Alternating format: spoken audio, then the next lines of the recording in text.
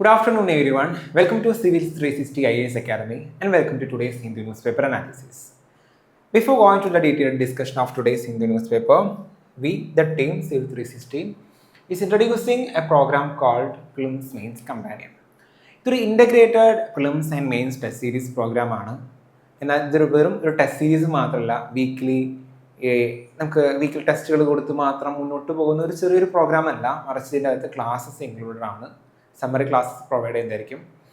ഏറ്റവും ഇമ്പോർട്ടൻ്റ് ആയിട്ട് മെയിൻസിന് ഏത് പോർഷനിൽ നിന്നാണ് ചോദിക്കുന്നത്, ആ ഏരിയസിൻ്റെ എല്ലാം summary notes, everything, okay, personal mentorship, everything would be available in this course. So ഇതൊരു ഹൈബ്രിഡ് മോഡലാണ്. If you are interested in to join this programme, please contact in this number. Okay, അങ്ങനെയാണ് മറ്റു കുറേ ഡീറ്റെയിൽസ് ഒക്കെ പറഞ്ഞു തരുന്നതായിരിക്കും. Then ഇന്നത്തെ പ്രധാനപ്പെട്ട ന്യൂസ് ഏതൊക്കെയാണെന്ന് നോക്കാം. First, ready to drop FIR against student protest says supreme കോടതി. സുപ്രീം കോടതി ആർട്ടിക്കിൾ 142 കീഴിലുള്ള സുപ്രീം കോടതിയുടെ പവർ ഉപയോഗിച്ചുകൊണ്ട് നീറ്റ് പ്രൊട്ടസ്റ്റിനെതിരെ, നീറ്റ് പേപ്പർ ലീക്കായതിനു ശേഷം അതിനെ സംബന്ധിച്ചൊരു പ്രൊട്ടസ്റ്റ് നടന്നിട്ടുണ്ടായിരുന്നു ജന്തർ മന്ദറിൽ. ആ പ്രൊട്ടസ്റ്റിൽ സ്റ്റുഡൻസിന് ഒരുപാട് അറസ്റ്റ് ചെയ്തിട്ടുണ്ട്, ഒരുപാട് സ്റ്റുഡൻസ്. സോ അതിൽ അറസ്റ്റ് ചെയ്തിരിക്കുന്ന സ്റ്റുഡൻസിനെതിരെ ചുമത്തിക്കുന്ന FIR അതെല്ലാം കളയാൻ പോവാം സുപ്രീം കോടതി ആർട്ടിക്കിൾ 142 യൂസ് ചെയ്തിട്ട്. എക്സെപ്റ്റ് ഭയങ്കര ക്രിമിനൽ കേസസ് ഒക്കെ ഉണ്ടെങ്കിൽ മാത്രം അത് FIR നിലനിൽക്കുള്ളൂ. ബാക്കിയുള്ള FIR സ്റ്റുഡൻസിനെതിരെ ക്യാൻസൽ ചെയ്യാൻ പോകാമെന്ന് സുപ്രീം കോടതി പറഞ്ഞു. ഓക്കെ, അതിനെക്കുറിച്ചിട്ടാണ്. Then employment guarantee has slip in to limbo. അതായത് നമ്മുടെ VBG റാംജിയില്ലേ, നമ്മുടെ MGNREG തൊഴിലുറപ്പ് പദ്ധതിയുടെ പുതിയ പേര്. അപ്പോൾ MGNREGയിൽ നിന്നിട്ട് VBG റാംജിയിലോട്ട് പോയപ്പോൾ കുറച്ച് മാറ്റങ്ങൾ വന്നിട്ടുണ്ട്. അതെന്തൊക്കെയാണെന്ന് പറയുന്നു. കുറച്ച് ക്രിട്ടിക്കലി ഇതിനെ അനലൈസ് ചെയ്യുന്നൊരു ന്യൂസാണ്, പക്ഷേ ഭയങ്കര ഒപ്പീനിയൻ ബേസ്ഡ് ആണ്. അത്രയും ഗവൺമെൻറ് ഡാറ്റ യൂസ് ചെയ്തിട്ടല്ല അത് പറയുന്നത്, മറിച്ച് കുറേ പേഴ്സണൽ ഒപ്പീനിയൻ വരാൻ സാധ്യതയുണ്ട്. സോ അതുകൊണ്ട് തന്നെ പേഴ്സണൽ ഒപ്പീനിയൻസ് ഒക്കെ കളഞ്ഞിട്ട് നമുക്ക് UPSC പ്രിലിംസ് ആൻഡ് മെയിൻസ് പെർസ്പെക്റ്റീവിൽ എന്താണ് ആവശ്യം അതാണ് ഇതിൻ്റെ അകത്ത് പറയുന്നത്. Then time to push back, അതായത് US ഗവൺമെൻറ് ചൈനയെ ആക്ച്വലി എതിർക്കുന്നുണ്ടല്ലോ. അപ്പോൾ ചൈനയിൽ നിന്ന് ഒരുപാട് കാര്യങ്ങൾ ഇമ്പോർട്ട് ചെയ്യാതിരിക്കാൻ ഇവർ ശ്രമിക്കുന്നുണ്ട്. പ്രത്യേകിച്ച് അവർ കുറേ ഇമ്പോർട്ട് റെസ്ട്രിക്ഷൻസ് ചൈനയുണ്ട്. അപ്പോൾ ഇപ്പോൾ രാജ്യങ്ങൾ എന്താ ചെയ്യുന്നത് വെച്ച് കഴിഞ്ഞാൽ, ഇപ്പോൾ ഇന്ത്യ പോലുള്ള രാജ്യം അലിഗേഷൻസ് ആണ്. ചൈനയിൽ നിന്ന് ഡയറക്റ്റ് ഇവിടെ US ഇമ്പോർട്ട് നടത്താൻ പറ്റത്തില്ല.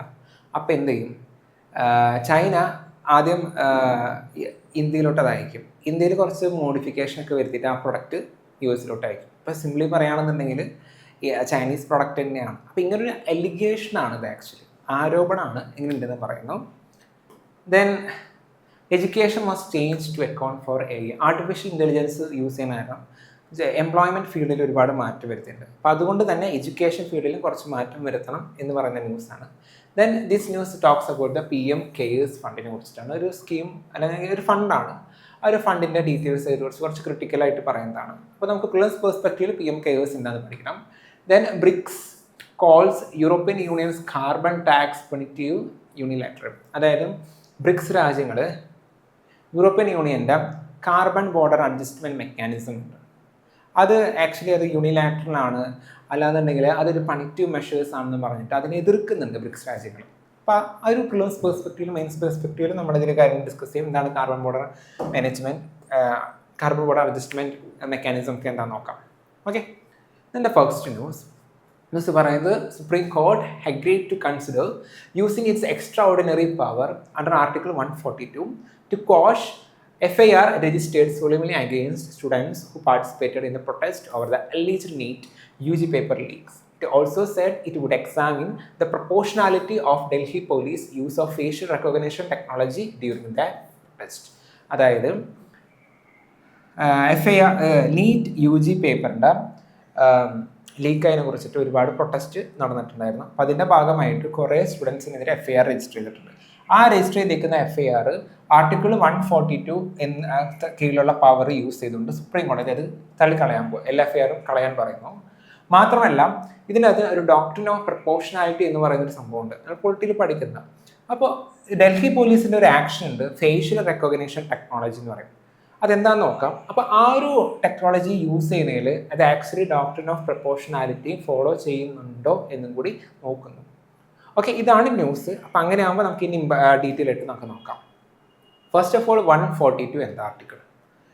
The Supreme Court, it empowers the Supreme Court to pass any decree or order necessary for doing complete justice. That is an important word, complete justice, in a case or matter pending before it. It included in the part 4. അതായത് ഇപ്പം നിലവിൽ എന്തെങ്കിലും നിയമങ്ങൾ ഉണ്ടെന്ന് വിചാരിക്കാം. കുറച്ചുകൂടി വായിക്കാം എന്നിട്ട് പറയാം. അതായത് it is acting as a constitutional safety valve where ordinary laws or procedures are inadequate to achieve justice in particular facts or case. ഇപ്പോൾ നിലവിലുള്ള നിയമങ്ങളും കാര്യങ്ങളൊന്നും വെച്ചിട്ടും ഒരു വ്യക്തിക്ക് ജസ്റ്റിസ് പ്രൊവൈഡ് ചെയ്യാൻ പറ്റുന്നില്ല എന്നൊരു സാഹചര്യം വന്നു കഴിഞ്ഞാൽ സുപ്രീം കോടതി ഇപ്പോഴത്തെ നിയമങ്ങളൊന്നും യൂസ് ചെയ്ത് പറ്റില്ല, സുപ്രീം കോടതി ഇടപെടും. സുപ്രീം കോടതി ആർട്ടിക്കിൾ 142 കീഴിൽ കംപ്ലീറ്റ് ജസ്റ്റിസ് പ്രൊവൈഡ് ചെയ്യുന്ന രീതിയിൽ സുപ്രീം കോടതിക്ക് ഒരു അധികാരം കൊടുത്തിട്ടുണ്ട്. ഓക്കെ, ഇപ്പോൾ നിലവിലുള്ള കേസുകൾ വെച്ച് ജസ്റ്റിസ് പ്രൊവൈഡ് ചെയ്യണമെങ്കിൽ സുപ്രീം കോടതിക്ക് നേരിട്ട് ഇടപെടാം, എന്നിട്ട് ജസ്റ്റിസ് പ്രൊവൈഡ് ചെയ്യാം. Article under 142. അപ്പോൾ ഇപ്പോൾ നിലവിൽ FIR ഒക്കെ എല്ലാവർക്കും എതിരെ സ്റ്റുഡൻസിനെതിരെ ഉള്ളത് ക്യാൻസൽ ചെയ്യാൻ പറഞ്ഞാൽ അതിനുള്ള നിയമങ്ങളും കാര്യങ്ങളൊന്നും ഇല്ല. അപ്പോൾ എന്ത് ചെയ്യും? സുപ്രീം കോടതി എന്ത് ചെയ്യുന്നു? സുപ്രീം കോടതി ഇടപെട്ടിട്ട് സ്റ്റുഡൻസിന് അത് നീതി ഉറപ്പുവരുത്തി അണ്ടർ ആർട്ടിക്കിൾ 142 യൂസ് ചെയ്തിട്ട്. ഓക്കെ, ഇത് സുപ്രീം കോടതിക്ക് മാത്രമുള്ള അധികാരമാണ്, ഹൈക്കോടതിക്ക് ഇല്ല. ഓക്കെ, ദെൻ പ്രൊട്ടസ്റ്റിനെ കുറിച്ച് പറയുന്നുണ്ട്. നമുക്ക് പ്രൊട്ടസ്റ്റിനെ റിലേറ്റഡ്, ഇപ്പോൾ പ്രൊട്ടസ്റ്റ് ചെയ്തതാണ് പ്രശ്നമല്ലോ, സ്റ്റുഡൻസിനെതിരെ FIR ചുമത്തുന്നത്. ആക്ച്വലി പ്രൊട്ടസ്റ്റ് ചെയ്യുക എന്ന് പറയുന്നത് it's a part of our fundamental right. Provisions നോക്കുകയാണെന്നുണ്ടെങ്കിൽ ആർട്ടിക്കിൾ 19(1)(a), അതായത് freedom of speech and expression നമുക്കുണ്ട്. Article 19(1)(b), right to assemble peacefully and without arms. Arms ഇല്ലാതെ നമുക്ക് പീസ്ഫുള്ളായിട്ട് അസംബിൾ ചെയ്യാനുള്ള അധികാരമുണ്ട്. പക്ഷേ എന്ന് വെച്ചാൽ ആബ്സല്യൂട്ട് അല്ല. There are some reasonable restrictions under Article 19(2) and 19(3). അതായത് കുറച്ച് നമ്മുടെ സോവറിനിറ്റിയും ഇൻറ്റഗ്രിറ്റി, മൊറാലിറ്റി, അങ്ങനെ കുറച്ച് കാര്യങ്ങളെ ബാധിക്കരുത്. അപ്പം അതിലെ രീതിയിലുള്ള കാര്യങ്ങളെ എഫക്റ്റ് ചെയ്യാത്ത രീതിയിൽ പ്രൊട്ടസ്റ്റ് ചെയ്യാനുള്ള അധികാരം നമുക്ക്. അപ്പം അതിൻ്റെ ഒരു പ്രൊട്ടസ്റ്റിനെ കുറിച്ച് പറയുമ്പോൾ അതിൻ്റെ ഒരു കോൺസ്റ്റിറ്റ്യൂഷണൽ ഒരു ആംഗിളും കൂടി പറഞ്ഞു തന്നതേ ഉള്ളൂ. ദെൻ ഫേഷ്യൽ റെക്കഗ്നേഷൻ ടെക്നോളജി ആദ്യം എന്താണെന്ന് പറയാം, എന്നിട്ട് അതിൻ്റെ ഇഷ്യൂ എന്താണെന്ന് നോക്കാം. ഫേഷ്യൽ റെക്കഗ്നേഷൻ ടെക്നോളജി എന്താണെന്ന് വെച്ച് കഴിഞ്ഞാൽ it's an AI-powered biometric technology that identifies or varies a person by mapping unique facial features. ഇതൊരു AI യൂസ് ചെയ്തിട്ടുള്ള ഒരു ബയോമെട്രിക് ടെക്നോളജിയാണ്. അത് പ്രകാരം നമ്മുടെ ഫിസിക്കൽ ഫീച്ചേഴ്സ് ഒക്കെ ഇല്ലേ, ലൈക്ക് നമ്മുടെ മുഖം, കണ്ണുകൾ തമ്മിലുള്ള ഗ്യാപ്പ്, മൂക്ക് എങ്ങനെയാണ്, ഇതുപോലുള്ള ഫേഷ്യൽ ഫീച്ചേഴ്സ് ഐഡൻറ്റിഫൈ ചെയ്തിട്ട് അതൊരു ഡാറ്റ ആയിട്ട് കൺവേർട്ട് ചെയ്യും. ഡാറ്റ എന്നല്ല പറയാം, ദാറ്റ്സ് ഒരു mathematical template called face print ആയിട്ട് അത് കൺവേർട്ട് ചെയ്യും. ഇപ്പോൾ എൻ്റെ മുഖം അത് ടെക്നോളജി യൂസ് ചെയ്തിട്ട് ഒരു ഫേസ് പ്രിൻ്റ് ക്രിയേറ്റ് ചെയ്തിട്ടുണ്ട്. എന്നിട്ട് ആ ഫേസ് പ്രിൻ്റ് ഒരു ഡാറ്റയിൽ ഒരുപാട് ആൾക്കാരുടെ ഇതുപോലെ ഫേസ് പ്രിൻ്റ് ഉണ്ടാവും, അതിനായിട്ട് കമ്പയർ ചെയ്യും. എന്നിട്ട് ഈ വ്യക്തി അതിനകത്തുണ്ടോ, അതായത് നമ്മൾ ഇപ്പോൾ ഇത് എന്തിനാണ് യൂസ് ചെയ്യുന്നത് വെച്ച് കഴിഞ്ഞാൽ ഒരുപാട് ക്രിമിനൽസ് ഒക്കെ മേ ബി ഇതിൻ്റെ അകത്ത് പാർട്ടിസിപ്പേറ്റ് ചെയ്തിട്ടുണ്ടാവും. അപ്പോൾ ക്രിമിനൽ ആംഗിൾ വന്നിട്ട് ഒരു ആൻറ്റി നാഷണൽ മൂവ്മെൻ്റ് ഒക്കെ ഇതിൻ്റെ അകത്ത് നടന്നിരുന്നോ എന്നും കൂടി ചെക്ക് ചെയ്യാൻ വേണ്ടിയിട്ട് ഒരു നിലവിലുള്ള കുറേ ഫേഷ്യൽ എന്താ പറയുക ഫേസ് പ്രിൻ്റ് എടുത്തിട്ട് നമ്മുടെ കയ്യിലുള്ള ഡാറ്റയായിട്ട് കമ്പയർ ചെയ്ത് വെക്കും. അപ്പോൾ ഈ ഒരു facial recognition technology Delhi police നോക്കുന്നുണ്ടായിരുന്നു. ഓക്കെ, അപ്പോൾ അത് actually doctrine of proportionality follow ചെയ്യുന്നുണ്ടോ എന്ന് നോക്കണം. കാരണം അതിൻ്റെ ആവശ്യകതയുണ്ടോ, ശരിക്കും ഡോക്ട്രിൻ ഓഫ് പ്രൊപ്പോർഷണാലിറ്റി ഫോളോ ചെയ്യുന്നുണ്ടോ എന്നതാണ് ക്വസ്റ്റ്യൻ, ആ ഒരു ആക്ഷൻ. അപ്പോൾ എന്താണ് ഡോക്ട്രിൻ ഓഫ് പ്രൊപ്പോർഷണാലിറ്റി? അത് നോക്കാം. State action restricting the fundamental rights must broadly satisfies test such as. അതായത് സ്റ്റേറ്റ് ഗവൺമെൻറ്റിൻ്റെ ഒരു ആക്ഷൻ എന്തെങ്കിലും ഒരു ഫണ്ടമെൻ്റൽ റൈറ്റിനെ ബാധിക്കുന്നു എന്ന് വിചാരിക്കാം. അങ്ങനെയാണെന്നുണ്ടെങ്കിൽ ആ ആക്ഷനെ സംബന്ധിച്ച് ആ ആക്ഷൻ ഒരു പെർട്ടിക്കുലർലി ഒരു ലെജിറ്റിമേറ്റ് ആയിട്ടുള്ള ഒബ്ജക്റ്റീവ് ഉണ്ടായിരിക്കണം. ഓക്കെ, അതായത് ഒരു ആക്ഷൻ ഫണ്ടമെൻ്റൽ റൈറ്റിനെ ബാധിക്കാൻ പോവുകയാണ്, പക്ഷേ ആക്ഷൻ അത് റീസണബിൾ ആകണം. അല്ലാന്നുണ്ടെങ്കിൽ അത് നല്ലൊരു അംഗീകരിക്കാവുന്ന ആക്ഷൻ ആണെന്നുണ്ടെങ്കിൽ ആ ഒരു ആക്ഷൻ ഫണ്ടമെൻ്റൽ റൈറ്റ് റെസ്ട്രിക്ട് ചെയ്യുന്നുണ്ടെങ്കിലും അതിന് ലെജിറ്റിമേറ്റ് ആയിട്ടൊരു ഒബ്ജക്റ്റീവ് ഉണ്ടായിരിക്കണം. എങ്കിൽ മാത്രമേ ഫണ്ടമെൻ്റൽ റൈറ്റിനെ ബാധിച്ചാലും പ്രശ്നമില്ലാത്തുള്ളൂ. മാത്രമല്ല ഇത് ഒബ്ജക്റ്റീവ് മാത്രം ഉണ്ടായില്ല, rational connection between the measures and objective. അതിനൊരു ഒബ്ജക്റ്റീവ് ഉണ്ട്, അത് നടപ്പിലാക്കാൻ യൂസ് ചെയ്യുന്ന മെഷേഴ്സും റാഷണൽ ആയിരിക്കണം. അതുപോലെ തന്നെ മറ്റ് less restrictive alternative should not be reasonably available. ആ ഒരു പ്രവൃത്തി ചെയ്യാൻ പോകുന്നുണ്ട് ഗവൺമെൻറ്, അതിനെക്കാട്ടും ലെസ് റെസ്ട്രിക്റ്റീവ് ആൾട്ടർനേറ്റീവ് മെത്തേഡ്, വേറൊരു മെത്തേഡ് ഇതന്നെ ഒരു കാര്യം ചെയ്യാനുള്ളൂ, ഈ ഒരു വഴിയേ ഉള്ളൂ, വേറൊരു വഴിയുമില്ല എങ്കിൽ മാത്രമേ ഇത് ചെയ്യുന്നു, അങ്ങനൊരു സിറ്റുവേഷനും കൂടി. Then the benefit to the state must be balanced against the restriction imposed on the individual rights. അതായത് ഇതുപോലെ ഫണ്ടമെന്റൽ റൈറ്റിനെ ബാധിക്കുന്ന രീതിയിൽ സ്റ്റേറ്റ് ഗവൺമെൻറ് ഒരു ആക്ഷൻ എടുക്കുമ്പോൾ ആ ഒരു ആക്ഷൻ സ്റ്റേറ്റ് ഗവൺമെൻറ്റിന് മാത്രമല്ല ഹെൽപ്പ് ആകുന്നത്, മറിച്ച് ഇൻഡിവിജ്വലിൻ്റെ റൈറ്റ്സിനെ പ്രൊട്ടക്റ്റ് ചെയ്യണം. ഇത്തരം 4 കാര്യങ്ങളും ഫോളോ ചെയ്താൽ മാത്രമേ ഡോക്ട്രിൻ ഓഫ് പ്രപ്പോർഷനാലിറ്റി എന്ന് പറയുന്നത് ഫോളോ ചെയ്യുന്നു എന്ന് നമുക്ക് പറയാൻ പറ്റത്തുള്ളൂ. ഗവൺമെൻറ് ഒരു കാര്യം ചെയ്യുന്നു, അത് ഫണ്ടമെന്റൽ റൈറ്റിനെ ബാധിക്കുന്നു, അത് ആക്ച്വലി ഡോക്ട്രിൻ ഓഫ് പ്രപ്പോർഷനാലിറ്റി ഫോളോ ചെയ്യുന്നുണ്ടെങ്കിൽ ഈ 4 കാര്യങ്ങളും അത് ശ്രദ്ധിച്ചിട്ടുണ്ടാണ്. അപ്പോൾ ഈ ഡോക്ട്രിൻ ഓഫ് പ്രപ്പോർഷനാലിറ്റി ഈ ഫേഷ്യൽ റെക്കഗ്നിഷൻ ചെയ്യുന്നുണ്ടോ എന്ന് നോക്കുന്നുണ്ട്. Because there is rising some concerns about the right to privacy, mass surveillance, data protection, possible misuse of biometric data. നമ്മുടെ ബയോമെട്രിക് ഡാറ്റകൾ എടുക്കുന്നത്, അപ്പോൾ അത് മിസ്യൂസ് ചെയ്യാനൊക്കെ ചാൻസ് ഇല്ലേ. അപ്പോൾ ഈ ഒരു മെഷർ ശരിക്കും ഫേഷ്യൽ റെക്കഗ്നിഷൻ ടെക്നോളജി എടുക്കേണ്ട ആവശ്യമുണ്ടോ എന്നതാണ് ക്വസ്റ്റ്യൻ. ഓക്കെ, ദെൻ അങ്ങനെയാണെങ്കിൽ അടുത്ത ന്യൂസിലോട്ട് പോകാം. MGNRG. The article highlights a sharp fall in the rural employment generation during the transition from the MGNRG to the Vikasit Bharat Guarantee for Rozgar and Ajivika Mission, അഥവാ Gramin VBG Ramji 19 in 2026. അതായത് നമ്മുടെ പണ്ടത്തെ തൊഴിലുറപ്പ് പദ്ധതിയുടെ പേരെന്തായിരുന്നു? MGNRG. അതിന് പേര് മാറ്റി, കുറച്ച് പേര് മാത്രമല്ല കുറേ ഫീച്ചേഴ്സ് മാറ്റിയിട്ടുണ്ടായിരുന്നു 2026 നടപ്പിലാക്കിയ ജൂലൈയിൽ. അപ്പം അങ്ങനെ മാറിയപ്പോൾ അങ്ങനെ പ്രോഗ്രാമിൻ്റെ കുറേ ഫീച്ചേഴ്സും കുറേ ക്യാരക്ടറിസ്റ്റിക്സും പ്രൊവിഷൻസൊക്കെ മാറി, പേര് മാത്രമല്ല മാറി. അപ്പം അതിൻ്റെ ഭാഗമായിട്ട് റൂറൽ എംപ്ലോയ്മെൻറ്റ് ജനറേഷൻ കുറഞ്ഞിട്ടുണ്ട് എന്ന് പറയുന്ന ഒരു ക്രിട്ടിക്കലായിട്ടുള്ള ഒരു ന്യൂസാണിത്, ഒരു ആർട്ടിക്കിളാണ്. പക്ഷേ ഇതിൻ്റെ അകത്ത് ഒരുപാട് പേഴ്സണൽ ഒപ്പീനിയൻ ഒക്കെ പറയുന്നുണ്ട്. So we can avoid that, we can make it ഒരു UPSC പെർസ്പെക്റ്റീവ് നമുക്ക് അറിയേണ്ടത് എന്താ, അതിന് റിലേറ്റഡ് നോട്ടായിട്ട് ഞാൻ കൺവേർട്ട് ചെയ്തത്. ഓക്കെ, ഫസ്റ്റ് ഓഫ് ഓൾ നമുക്ക് എന്താണ് Viksit Bharat guarantee for Rozgar and Ajeevika mission Grameen അഥവാ VBG റാംജി, നമ്മുടെ തൊഴിലുറപ്പ് പദ്ധതി. ഈ പദ്ധതി ഞാൻ പറഞ്ഞ പോലെ തന്നെ 2005 Mahatma Gandhi national rural employment guarantee act അഥവാ MGNRG 2005 അതിനെ റീപ്ലേസ് ചെയ്ത് കൊണ്ടുവന്നിട്ടാണ് VBG റാംജി വന്നത്. ഇത് റൂറൽ ഇന്ത്യയിൽ ജൂലൈ 1, 2026 നടപ്പിലാക്കി. ഇത് ഏത് മിനിസ്ട്രിയുടെ കീഴിലാണെന്ന് വെച്ച് കഴിഞ്ഞാൽ മിനിസ്ട്രി ഓഫ് റൂറൽ ഡെവലപ്മെൻറ്റിൻ്റെ കീഴിലാണ്. ഇത് പ്രകാരം സ്റ്റാറ്റ്യൂട്ടറി റൂറൽ എംപ്ലോയ്മെൻറ്റ് ഗ്യാരണ്ടി, നമുക്ക് ഒരു നിയമപ്രകാരം റൂറൽ ഏരിയയിൽ നമുക്ക് എംപ്ലോയ്മെൻറ്റ് നമുക്ക് ഗ്യാരണ്ടി ചെയ്യുന്ന ഒരു നേച്ചറിലുള്ള ഒരു ആക്റ്റാണത്. ഇതിൻ്റെ ഒബ്ജക്റ്റീവ് എന്താണെന്ന് നോക്കാം. അതായത് വേജ് എംപ്ലോയ്മെൻറ്റ് നമ്മുടെ തൊഴിലുറപ്പ് പദ്ധതിയിൽ അതാണ് ഇപ്പോൾ സംഭവം. അപ്പോൾ നമുക്ക് വേജ് എംപ്ലോയ്മെൻറ്റ് നമുക്ക് ജോലി നൽകുന്നു.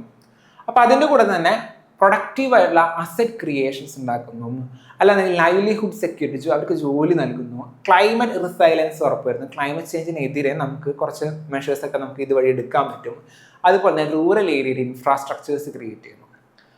ഇതിങ്ങനെ പോയി കഴിഞ്ഞാൽ നമുക്ക് 2047 ആകുമ്പോഴത്തേനും വികസിത് ഭാരതം ഡെവലപ്ഡ് നാഷൻ ആകാനായിട്ട് ഹെൽപ്പ് ചെയ്യും. ഇതാണ് ഇതിൻ്റെ ഒബ്ജക്റ്റീവ് എന്ന് പറയുന്നത്, അല്ലെങ്കിൽ ബ്രോഡർ ഒബ്ജക്റ്റീവ് എന്ന് പറയുന്നത് ഇതൊക്കെയാണ്. ഓക്കെ, ദെൻ എന്താണ് ഇതിൻ്റെ മെയിൻ ഫീച്ചേഴ്സ് VBG റാംജിയുടെ? First, employment guarantee. പണ്ട് നമുക്ക് 100 ദിവസമായിരുന്നു MGNRGയിൽ. ഇപ്പം 125 ദിവസം ഒരു ഫിനാൻഷ്യൽ ഒരു ഹൗസ് ഹോൾഡിന്, 125 ദിവസം ഒരു ഹൗസ് ഹോൾഡിന്, ഒരു വ്യക്തിക്കല്ല ഹൗസ് ഹോൾഡിനാണ് നമുക്ക് ഗ്യാരണ്ടീഡ് ആയിട്ട് ജോലി നൽകുന്നുണ്ട്. പിന്നെ ബെനിഫിഷ്യറീസ് ആരാ നോക്കാം. Rural household whose adult members volunteers for unskilled manual work. നമ്മൾ തൊഴിലുറപ്പ് പദ്ധതിയുടെ പ്രകാരം ഭയങ്കര സ്കിൽഡ് വർക്കാണോ തരുന്നത്? അല്ല, നമുക്ക് കമ്പ്യൂട്ടറും കാര്യങ്ങളൊക്കെ യൂസ് ചെയ്ത് തരിക, അല്ലെങ്കിൽ ടീച്ചിങ്, അല്ലാന്നുണ്ടെങ്കിൽ അങ്ങനെ റിസർച്ച് ആൻഡ് ഡെവലപ്മെൻറ്റ് അങ്ങനത്തെ ഒരു ജോലിയല്ലല്ലോ നമുക്ക് തരുന്നത്. സോ അൺസ്കിൽഡ് ആയിട്ടുള്ള ലേബറാണ് നമുക്ക് പ്രൊവൈഡ് ചെയ്യുന്നത്.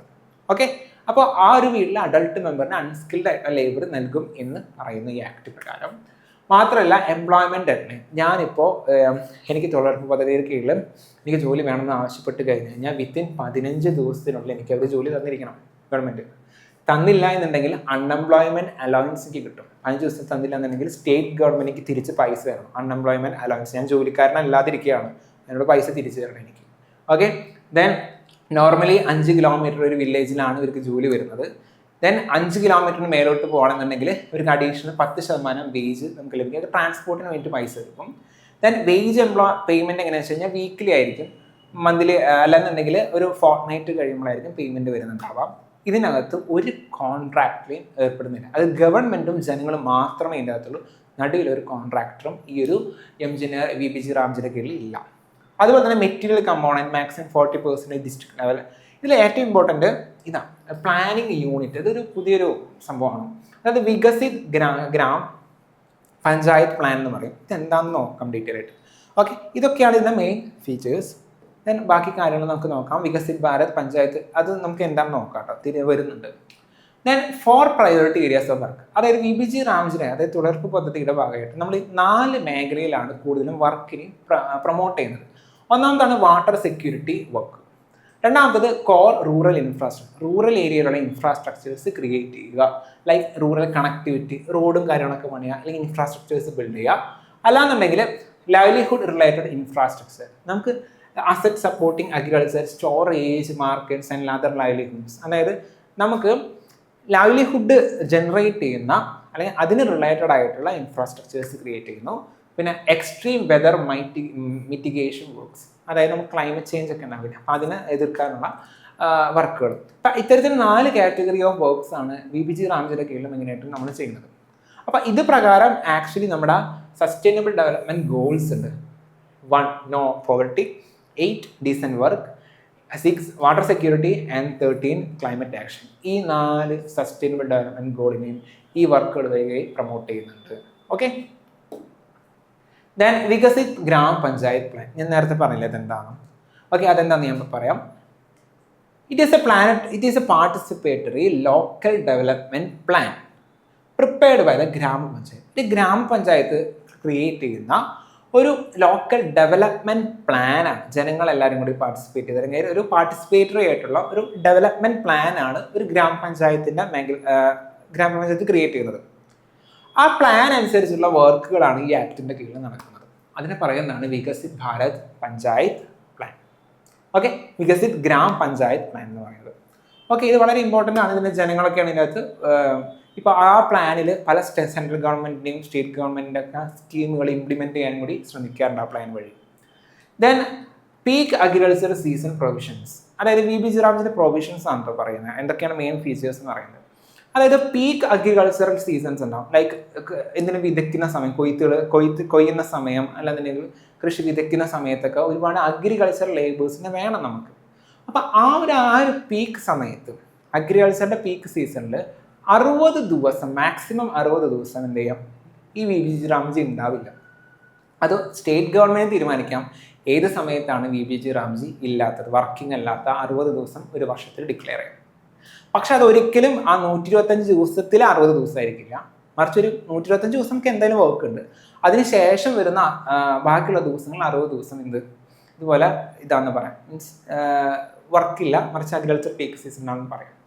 Okay, then funding pattern VBG റാംജിൻ്റെ കീഴിൽ നോക്കുകയാണെങ്കിൽ സെൻട്രൽ ഗവൺമെൻറ്റും സ്റ്റേറ്റ് ഗവൺമെൻറ്റും തമ്മിൽ എന്ത് ചെയ്യുന്നു, ഡിവൈഡ് ചെയ്യുന്നുണ്ട് ഫണ്ടിങ്.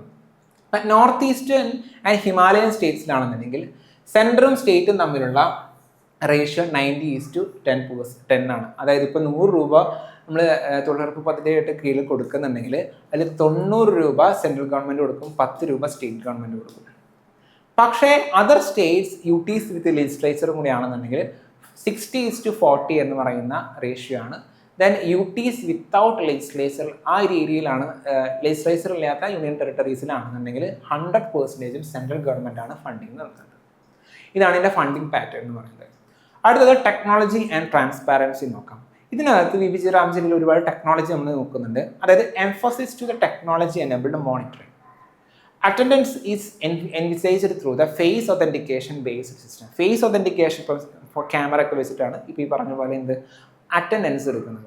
മാത്രമല്ല പേയ്മെൻറ്റ് നമ്മൾ നടത്തുന്നത് ഡയറക്റ്റ് ബെനിഫിറ്റ് ട്രാൻസ്ഫർ വഴിയാണ്. അത് ഡയറക്റ്റ്ലി നമ്മുടെ ബാങ്ക് അക്കൗണ്ടിലോട്ടാണ് വരുന്നത്, പൈസ വരുന്നത്. അപ്പോൾ ഇത്തരം മെഷേഴ്സ് ആക്ച്വലി നമ്മുടെ അക്കൗണ്ടബിലിറ്റി കൂട്ടുന്നുണ്ട്. മറ്റ് അക്കൗണ്ടബിലിറ്റി കൂട്ടാൻ വേണ്ടി മറ്റ് മെഷേഴ്സ് നമ്മൾ എടുത്തിട്ടുണ്ട്. Like Janata board at work site. അതായത് അതൊരു ബോർഡ്, ഇത് തൊഴിലുറപ്പ് പദ്ധതിയുടെ ഒരു വർക്ക് നടക്കുന്ന ഒരു സ്ഥലത്ത് ഒരു ബോർഡ് ഉണ്ടാവും. ആ ബോർഡിൽ പറഞ്ഞാൽ എന്ത് വർക്കാണ് ഇപ്പോൾ ചെയ്യുന്നത്, എത്ര ദിവസം വേണം ഈ വർക്ക് കംപ്ലീറ്റ് ചെയ്യാൻ, ഇതിൻ്റെ ബെനിഫിറ്റ് എന്താ, കാര്യങ്ങളൊക്കെ എത്രത്തോളം വർക്കേഴ്സിനെ വേണം. അങ്ങനെ ഒരു ട്രാൻസ്പാരൻസി അല്ലെങ്കിൽ അക്കൗണ്ടബിലിറ്റി ഉയർത്താൻ വേണ്ടിയുള്ള മെഷേഴ്സും മറ്റു പല മെഷേഴ്സും എടുത്തിട്ടുണ്ട്. ദെൻ വീക്ക്ലി പബ്ലിക് ഡിസ്ക്ലോഷേഴ്സ്, പിന്നെ GPS മൊബൈൽ മോണിറ്ററിങ്, സോഷ്യൽ ഓഡിറ്റുകൾ, ജനങ്ങൾക്ക് തന്നെ ഓഡിറ്റ് ചെയ്യുന്ന രീതിയിൽ ഇതുപോലെ പല മെത്തേഡ്സുകളും എന്താണ് ട്രാൻസ്പാരൻസി ഉറപ്പുവരുത്താൻ നമ്മുടെ ടെക്നോളജി മാത്രമല്ല മറ്റ് പല മെഷേഴ്സും യൂസ് ചെയ്യുന്നുണ്ട്. എന്നാൽ there is some concerns, challenges എന്ന് പറയാം. അതായത് ഫിസിക്കൽ ബേർഡൻ ആണ്. ഇപ്പോൾ 60:40 എന്ന് പറയുന്നതാണ് റേഷ്യോ. അതായത് 100 രൂപ കൊടുക്കണമെങ്കിൽ 40 രൂപ സ്റ്റേറ്റ് ഗവൺമെൻറ് കൊടുക്കണം. പക്ഷെ ചില സമയം ഭയങ്കര പൂവറായിട്ടുള്ള സ്റ്റേറ്റ്സ് ആണെന്നുണ്ടെങ്കിൽ ഇവർക്ക് ഫിനാൻഷ്യൽ ഓൾറെഡി എന്താ സ്ട്രെയിൻഡ് ആയിട്ടുള്ള സ്റ്റേറ്റ് ഗവൺമെൻറ്റ്സിനാണെന്നുണ്ടെങ്കിൽ ഇത് ബാധിക്കുന്നുണ്ട്. 40% ഇവർ കൊടുക്കണം. ഒരു ഫിനാൻഷ്യൽ ബേർഡൻ സ്റ്റേറ്റ്സിന് വരുന്നുണ്ട്. ഡിജിറ്റൽ എക്സ്ക്ലൂഷൻ എന്ന് വെച്ച് കഴിഞ്ഞാൽ ഇപ്പോൾ ഡിജിറ്റൽ ടൂൾസ് ഒരുപാട് യൂസ് ചെയ്യുന്നുണ്ട്. ഇന്റർനെറ്റ് പ്രോപ്പറായിട്ട് എത്താത്ത സ്ഥലങ്ങളുണ്ടാവും. അവിടെ അത്തരം ഏരിയയിൽ ഇന്റർനെറ്റ് കണക്ടിവിറ്റി അല്ലെങ്കിൽ ഇന്റർനെറ്റിന്റെ പെനട്രേഷൻ കുറവുള്ള സ്ഥലത്താണെന്നുണ്ടെങ്കിൽ ഇത് നെഗറ്റീവ്ലി ബാധിക്കാൻ സാധ്യതയുണ്ട് ഈ features. Then effective guarantee versus legal guarantee. നമുക്ക് 125 ദിവസം കൊടുക്കണം എന്ന് പറഞ്ഞിട്ടുണ്ട്. പക്ഷേ 120 ദിവസം വർക്ക് കൊടുക്കണമെന്നുണ്ടെങ്കിൽ പ്രോപ്പറായിട്ട് ഫണ്ടിങ്ങും കാര്യങ്ങളൊക്കെ ഉണ്ടെങ്കിൽ മാത്രമേ കൊടുക്കാൻ പറ്റുള്ളൂ. ഫണ്ടിങ്ങിൻ്റെ പല ഇഷ്യൂസും നമുക്ക് തൊഴിലുറപ്പ് പദ്ധതിയിൽ ഉണ്ടാവാറുണ്ട്. Okay, then central state balance. ഈ ഒരു പദ്ധതി പ്രോപ്പറായിട്ട് നടക്കണം എന്നുണ്ടെങ്കിൽ സെൻട്രൽ ഗവൺമെൻറ്റും സ്റ്റേറ്റ് ഗവൺമെൻറ്റും തമ്മിലൊരു കോർഡിനേഷൻ വേണം. മാത്രമല്ല ഇനി അഗ്രികൾച്ചർ സീസൺ റെസ്ട്രിക്ഷൻസ് എന്താണെന്ന് വെച്ചാൽ 60 ദിവസം നമുക്ക് വർക്കും കാര്യങ്ങളോ ഒന്നുമില്ല. അപ്പോൾ അത് ആക്ച്വലി 60 ദിവസം ഇപ്പോൾ അഗ്രികൾച്ചർ മേഖലയിൽ വർക്ക് ചെയ്യാത്ത ആൾക്കാരാണെന്നുണ്ടെങ്കിൽ അവർക്ക് 60 ദിവസം വേറെ ജോലിയില്ല, അഗ്രികൾച്ചർ മേഖലയിലും ജോലിയില്ല, എന്നാൽ തൊഴിലുറപ്പുമില്ല. അപ്പോൾ ലൈവ്ലിഹുഡ് അവർക്ക് ഇല്ല, ജോലിയില്ല. അപ്പം അങ്ങനെ സിറ്റുവേഷൻ വരുന്നത്. These are the concerns. Okay, then the next news. Okay, the recent White House has reportedly listed India among about 40 countries accused of enabling China to circumvent US tariff by routing goods through third countries. അതായത് ചൈനയ്ക്കെതിരെ ഒരുപാട് restrictions US വെച്ചിട്ടുണ്ട്. ചൈനയിൽ നിന്ന് US-ലോട്ട് import ചെയ്യുന്ന പല സാധനങ്ങളിലും ഒരുപാട് താരിഫുകൾ ചുമത്തിയിട്ടുണ്ട്, അല്ലെങ്കിൽ ഒരുപാട് ബാൻഡാണ്, ഇമ്പോർട്ട് ചെയ്യാൻ പറ്റത്തില്ല. അപ്പോൾ ഇപ്പം US അക്യൂസ് ചെയ്യുന്നതെന്ന് വെച്ച് കഴിഞ്ഞാൽ 40 രാജ്യങ്ങൾ എന്താ ചെയ്യണമെന്ന് വെച്ച് കഴിഞ്ഞാൽ ചൈനയിൽ നിന്ന് സാധനങ്ങൾ വാങ്ങും. എന്നിട്ട് അത് ഇപ്പോൾ ലൈക്ക് ഇന്ത്യ പോലെ രാജ്യങ്ങളിൽ നിന്ന് അക്യൂസ് ചെയ്തേക്കുന്നത്. അപ്പോൾ ഇന്ത്യയിലോട്ട് ചൈനയുടെ പ്രൊഡക്റ്റുകൾ വരുന്നു. ഇന്ത്യ എന്നിട്ട് അതിൽ കുറച്ച് മോഡിഫിക്കേഷനൊക്കെ വരുത്തിയിട്ട് അത് US-ലോട്ട് അയക്കുന്നു. ആക്ച്വലി ചൈനയുടെ പ്രൊഡക്റ്റ് തന്നെയാണ് US-ലോട്ട് പോകുന്നത്. ഒരു തേർഡ് പാർട്ടി ഇതിനകത്ത് ഇൻവോൾവ്മെൻ്റ് ആണ്. ഇതിനെയാണ് നമ്മൾ പറയുന്നത് താരിഫ് സർക്കംവെൻഷൻ അല്ലെങ്കിൽ ട്രാൻസ്ഷിപ്മെൻ്റ് എന്നൊക്കെ പറയും. ഇങ്ങനെ നടക്കുന്നുണ്ട്. അപ്പം അലിഗേഷൻസ് നോക്കാം. അതായത് കുറച്ച് കൺട്രീസ് ഇമ്പോർട്ട് ചൈനീസ് ഗുഡ്, അവർ ചൈനീസ് ഇമ്പോർട്ട് ചെയ്യുന്നു, എന്നിട്ട് അതിൽ ചെറിയൊരു മോഡിഫിക്കേഷനോ വാലിഡേഷനോ നടത്തും, എന്നിട്ട് അത് US-ലോട്ട് എക്സ്പോർട്ട് ചെയ്യും. Okay, thereby allowing the goods to face lower tariff than it exports directly from China. ചൈനയിൽ നിന്ന് ഡയറക്റ്റ് ഇമ്പോർട്ട് ചെയ്യുകയാണെന്നുണ്ടെങ്കിൽ ഒരുപാട് താരിഫ് ചുമത്തും അതുമ്പോൾ. അപ്പോൾ ഇന്ത്യയിൽ നിന്ന് ഇമ്പോർട്ട് ചെയ്യുമ്പോൾ എന്താ ചെറിയ രീതിയിലുള്ള താരിഫ് വരുന്നു. അപ്പോൾ താരിഫിൻ്റെ കുറയുന്നുണ്ട് അങ്ങനെ. ഓക്കെ, ദെൻ ഇന്ത്യ ചൈന ട്രേഡിനെ കുറിച്ച് നമുക്കൊന്ന് പറയാം. ഈ ന്യൂസിൽ പറയുന്നുണ്ട്. അതായത് India's imports from China are increasingly composed of intermediate goods rather than finished goods. നമ്മൾ ഫിനിഷ്ഡ് ആയിട്ടുള്ള ഗുഡ്സ് അല്ല നമ്മൾ ചൈനയിൽ നിന്ന് ആക്ച്വലി ഇമ്പോർട്ട് ചെയ്യുന്നത്. എന്താ, ഇന്റർമീഡിയറ്റ് ഗുഡ്സ് ആണ്. ഇപ്പോൾ ഫോണിൻ്റെ കേസ് പറഞ്ഞാൽ ചൈനയിൽ നിന്ന് നമ്മൾ ഡയറക്റ്റ്ലി ഫോണല്ല നമ്മൾ എന്ത് ചെയ്യുന്നത് ഇങ്ങോട്ട് ഇറക്കുന്നതെന്ന് വിചാരിക്കുക. മറിച്ച് അതിൻ്റെ പല കമ്പോണൻസ് ഇല്ലേ, ആ പല കമ്പോണൻസും നമ്മൾ ചൈനയിൽ നിന്ന് കൊണ്ടുവന്നിട്ട് ഇന്ത്യയിൽ അതിൻ്റെ അസംബ്ലേജ് നടക്കും. ഓക്കെ, അങ്ങനെ ഇന്റർമീഡിയറ്റ് ഗുഡ്സ് ഇല്ലേ, അതാണ് കൂടുതലും ചൈനയിൽ നിന്ന് നമ്മൾ ഇമ്പോർട്ട് ചെയ്യുന്നത്. ഓക്കെ, അതിന് സിഗ്നിഫിക്കൻസ് എന്താണെന്ന് വെച്ചാൽ ഈ ഇന്റർമീഡിയറ്റ് ഗുഡ്സ് യൂസ് ചെയ്തിട്ടാണ് നമ്മുടെ ഡൊമസ്റ്റിക് ആയിട്ടുള്ള മാനുഫാക്ചറിങ് നടക്കുന്നത്. ഇന്ത്യയിൽ ഒരുപാട് മാനുഫാക്ചറിങ് നടക്കുന്നത്. മാത്രമല്ല India increasingly undertakes assembly and manufacturing domestically while sourcing components from the China. ഞാൻ പറഞ്ഞ പോലെ തന്നെ ദെൻ അങ്ങനെയുള്ള ഇമ്പോർട്ട്സ്, അതായത് ഇന്റർമീഡിയറ്റ് ഗുഡ്സിൻ്റെ ഇമ്പോർട്ട് ആക്ച്വലി മേക്കിംഗ് ഇന്ത്യ എന്ന് പറയുന്നത് അത് ഇന്ത്യയിൽ തന്നെ മേക്ക് ചെയ്യാൻ വേണ്ടിയിട്ടുള്ള ഇനീഷ്യേറ്റീവ്സിൽ, അതുപോലെ തന്നെ ഗ്ലോബൽ വാല്യൂ ചെയിൻസിലോട്ട് നമ്മളെ ആഡ് ചെയ്യാനും ഇതുവഴി ഹെൽപ്പ് ചെയ്യുന്നുണ്ട്. ആക്ച്വലി ഇന്റർമീഡിയറ്റ് ഗുഡ്സ് നമ്മൾ ഇന്ത്യയിലോട്ട് ഇമ്പോർട്ടൻസ് ചെയ്യുന്നത്. ഇപ്പോൾ ഗ്ലോബൽ വാല്യൂ അഡീഷനൊക്കെ വേണമെങ്കിൽ ഒരു പ്രൊഡക്റ്റ് ഉണ്ടാകുമ്പോൾ ആ പ്രൊഡക്റ്റ് ഉണ്ടാകുന്ന പല പ്രോസസ്സ് ഉണ്ടാകും. അതിൽ ഇന്ത്യയുടെ ഇൻവോൾവ്മെൻറ്റ് എന്താ, ഇന്ത്യ എന്തെങ്കിലും മോഡിഫിക്കേഷൻ ഇതിനകത്ത് വരുത്താൻ സഹായിക്കുന്നുണ്ടോ? ഇപ്പോൾ ഒരു ടെക്നോളജി എന്തെങ്കിലും ഫോൺ ഉണ്ടാക്കുന്ന ടെക്നോളജി ആയിരിക്കാം, ആ ഫോണിൽ ഒരു കമ്പോണൻറ്റ് ഇന്ത്യയിൽ മാത്രമേ കിട്ടത്തുള്ളൂ. അപ്പോൾ അതൊരു ഗ്ലോബൽ വാല്യൂ ചെയിനിലോട്ടൊരു അഡീഷനാണ്. ആക്ച്വലി ആ ഒരു പ്രൊഡക്റ്റ് ഇന്ത്യനും കൂടി ഇൻവോൾവ് ആക്കുന്നുണ്ട്. അപ്പോൾ ഗ്ലോബൽ വാല്യൂ ചെയിനിലോട്ടുള്ള എന്താ പറയുക ഒരു ആഡ് ആകാനും ഇത്തരത്തിലുള്ള ഇമ്പോർട്ട് ആക്ച്വലി സഹായിക്കുന്നുണ്ട്. ഓക്കെ, പക്ഷേ എക്കണോമിക് ഡിലേമ നോക്കാം. നമുക്ക് എന്താണ് നമ്മുടെ പ്രശ്നം, ഇപ്പോൾ നേരിടുന്ന പ്രശ്നം. അതായത് ഇപ്പോൾ ചൈനയിൽ നിന്ന് ഇമ്പോർട്ട് ചെയ്യുന്നത് ഇന്ത്യ US അക്യൂസ് ചെയ്തേക്കുന്നതല്ലേ. അപ്പം നമ്മൾ എന്ത് ചെയ്യണം? ചൈനയിൽ നിന്നുള്ള ഇമ്പോർട്ട് കുറയ്ക്കണം. അങ്ങനെയാണെന്നുണ്ടെങ്കിൽ US-ന്റെ ട്രേഡ് കൺസേൺസ് ഒന്നും നമ്മളെ ബാധിക്കില്ല. അപ്പോൾ US ആയിട്ട് നമ്മുടെ റിലേഷൻ ഓക്കെ. പക്ഷേ അത് ഇന്ത്യയിലെ മാനുഫാക്ചറിങ് സപ്ലൈ ചെയിനെ ബാധിക്കും. ഇന്ത്യയിൽ ചൈനയിൽ നിന്ന് ഇമ്പോർട്ട് ചെയ്യുന്ന ഒരുപാട് സംഭവങ്ങളെ യൂസ് ചെയ്തിട്ടാണ് ഇന്ത്യയിൽ പ്രൊഡക്ഷൻ നടക്കുന്നത്, മാനുഫാക്ചറിങ്. അപ്പോൾ അതിന് ബാധിക്കും. Then continuing intermediate imports. അത് ചൈനയിൽ നമ്മൾ ഇമ്പോർട്ട് തന്നെ ചെയ്തുകൊണ്ടിരിക്കുകയെന്ന് വിചാരിക്കും. അപ്പോൾ അത് ആക്ച്വലി ഡൊമസ്റ്റിക് പ്രൊഡക്ഷൻ മാനുഫാക്ചറിനെ ഇൻക്രീസ് ചെയ്യും.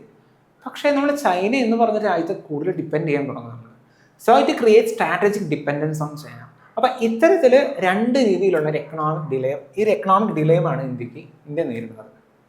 Then why the issue matters for India. ഈ ഒരു ഇഷ്യൂ ഇന്ത്യക്ക് എങ്ങനെയാണ് കൂടുതലും പ്രശ്നമാണെന്ന് നോക്കാം. ഓൾറെഡി പറഞ്ഞിട്ടുണ്ട്. Possible US punitive action could effect. എങ്ങനെയൊക്കെ എഫക്റ്റ് ചെയ്യാം? ഇന്ത്യയുടെ എക്സ്പോർട്ട് US-ലോട്ടുള്ള ഇപ്പോൾ ഇതുപോലുള്ളൊരു മെഷർ US ഗവൺമെൻറ് എടുക്കാമെന്ന് വയ്ക്കും. US ഗവൺമെൻറ് ഈ താരിഫൊക്കെ കൂട്ടി ഇന്ത്യയിൽ ഒരുപാട് ചുമത്താൻ വരാണെന്നുണ്ടെങ്കിൽ അത് നമ്മുടെ ഇന്ത്യയുടെ എക്സ്പോർട്സിനെ നല്ല രീതിയിൽ ബാധിക്കും. അടുത്തത് മാനുഫാക്ചറിങ് കോമ്പറ്റീറ്റീവ്നെസ് ഇന്ത്യയിൽ ബാധിക്കും. കാരണം ചൈനയിലുള്ള ഇമ്പോർട്ട് നമുക്ക് കുറയ്ക്കേണ്ടി വരും. ദെൻ ഗ്ലോബൽ സപ്ലൈ ചെയിനിലുള്ള ഇൻ്റഗ്രേഷൻ കുറയും. ഇന്ത്യ ചൈന എക്കണോമിക് റിലേഷൻസിനെ അത് മോശമായിട്ട് ബാധിക്കും. ഇന്ത്യ US ട്രേഡ് നെഗോഷിയേഷനെയും ബാധിക്കാൻ സാധ്യതയുണ്ട്. So the US is one of the India's major export markets, making tariff related measures economically significant. അതായത് US ഗവൺമെൻറ് ഇതുപോലെ എന്തെങ്കിലും ഒരു മെഷർ എടുക്കുകയാണെന്നുണ്ടെങ്കിൽ അത് ഇന്ത്യനെ നല്ല രീതിയിൽ ബാധിക്കാൻ ചാൻസ് ഉണ്ട്. ഓക്കെ, അപ്പോൾ so major challenges faced by India ഒന്ന് സമ്മറൈസ് ചെയ്യുന്നത്: import dependence on China, trade vulnerability, US-നായിട്ട് പ്രശ്നം വരാൻ സാധ്യതയുണ്ട്, റൂൾ ഓഫ് ഒറിജിൻ. അതായത് ഇനി മുതൽ India may need stronger mechanisms to establish genuine domestic value addition. ശരിക്കും ചൈനയിൽ നിന്നിട്ട് ഇന്ത്യയിലോട്ട് ഇമ്പോർട്ട് ചെയ്തിട്ട് അത് ഇന്ത്യയിൽ നിന്ന് US-ലേക്ക് എക്സ്പോർട്ട് ചെയ്തുകൊണ്ടിരിക്കുകയെന്ന് വിചാരിക്കുക. അപ്പോൾ ഇതിൽ ആക്ച്വലി ഇന്ത്യ എന്താ ചെയ്തേക്കുന്നത്, എന്ത് വാല്യൂ അഡീഷനാണ് ചെയ്തേക്കുന്നത് എന്ന് കൃത്യമായിട്ട് ഇന്ത്യക്ക് പറയേണ്ടി വരും ഇനി മുതൽ. ഓക്കെ, ദെൻ സപ്ലൈ ചെയിൻ റിസൈലൻസിനെ ബാധിക്കാൻ സാധ്യതയുണ്ട്. കാരണം excessive dependence on one country poses geo political and economic risk. Then balancing major powers. ഇപ്പോൾ നമ്മൾ നേരിടുന്ന ചലഞ്ച് US-നെ നമ്മൾ ബാലൻസ് ചെയ്യണം, അതുപോലെ തന്നെ എന്ത് ചെയ്യണം, ചൈനയെയും നമ്മൾ ബാലൻസ് ചെയ്യണം.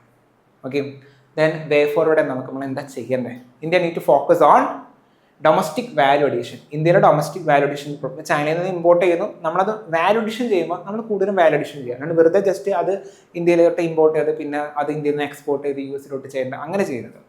ദെൻ നമ്മൾ ഇൻ്റർമീഡിയറ്റ് ഗുഡ്സ് ചൈനയെ മാത്രം ഡിപ്പെൻഡ് ചെയ്യാണ്ട് മറ്റ് രാജ്യങ്ങളിൽ നമ്മൾ ആക്സസ് ചെയ്യുക. ദെൻ റൂൾ ഓഫ് ഒറിജിൻ, നേരത്തെ പറഞ്ഞ സംഭവം എന്ത് വാല്യൂ അഡീഷനാണ് ഇന്ത്യ ചെയ്തേക്കണമെന്ന് കൃത്യമായിട്ട് നമ്മൾ ഉറപ്പ് വരുത്താം. Okay, then developing domestic component manufacturing. ഇന്ത്യയിൽ തന്നെ പല കമ്പോണൻസും ഇപ്പം മറ്റ് രാജ്യങ്ങളിൽ നിന്ന് ഇമ്പോർട്ട് ചെയ്യേണ്ട സാഹചര്യം വരേണ്ട, ഇന്ത്യയിൽ തന്നെ കമ്പോണൻസ് ഉണ്ടാക്കുക. Okay, integrating more deeply into the global value chains without excessive dependence on single sector. Okay, this are the way forward. Then the next news, ഇത് ഓപ്പൺ പേജിൽ ഉണ്ടായതാണ്.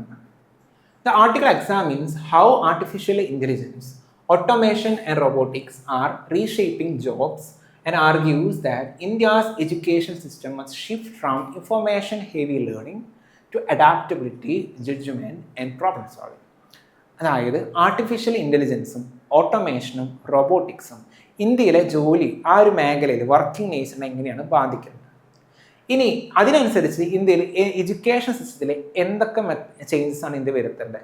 ലൈക്ക് ഇപ്പോൾ ഇന്ത്യ ഒരുപാട് എഡ്യൂക്കേഷൻ എന്ന് പറഞ്ഞാൽ ഒരുപാട് content കൊടുക്കുക എന്നതല്ല, മറിച്ച് ലൈഫ് സ്കില്ലുകളും കൂടി അല്ലെങ്കിൽ ടെക്നോളജി അനുസരിച്ച് സ്കില്ലുകളും കൂടി നമ്മൾ ഡെവലപ്പ് ചെയ്യേണ്ട ആവശ്യമുണ്ട്. അപ്പോൾ അത്തരത്തിൽ എഡ്യൂക്കേഷൻ സിസ്റ്റത്തിനെ മാറ്റണം എന്ന് പറയുന്നു.